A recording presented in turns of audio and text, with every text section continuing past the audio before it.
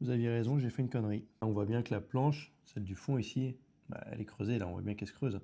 Alors ici, elle est retenue par la fixation, mais elle se creuse quand même. Parce que le problème, finalement, c'est que cette petite patte sur le pied, elle est censée venir attraper le montant.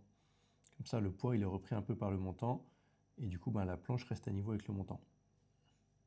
Donc là, moi, je m'étais fait mes plaintes comme ça en noir, mais j'ai aussi une plainte de la couleur du caisson. Je pense que je vais faire une plainte de la couleur du caisson, que je vais faire finir à fleurs devant. Il faudra que je mette un champ ici, il faudra que je trouve un champ, que j'aille chercher un champ en magasin.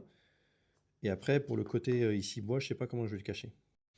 J'ai une idée sinon, tu vois. Ça, c'est ma plainte vue de haut. Si je fais des deux entailles comme ça me permettrait de venir la replier sur elle-même. Comme ça, ce champ-là, eh ben, il sera bien visible sur tout le pourtour de la plainte. En gros, tu vois, ça me ferait un truc comme ça. La plainte couleur bois, qui est de la même couleur que la joue, elle vient ici faire le tour là, hop, elle revient contre la noire, et puis après ici, là, tu as la plainte noire qui part pour faire le reste du meuble. Parce que le problème, c'est que si je fais pas ce retour comme ça, ben, quand on sera à l'intérieur de la cuisine, bon, faudra regarder, mais on verra un peu le bois. Et moi, ça me plaît pas. Je vais essayer de me lancer là-dedans, mais s'il y a des cuisinistes qui ont des petites astuces ou des bonnes pratiques pour faire ça peut-être plus simplement, je veux bien avoir vos avis en commentaire.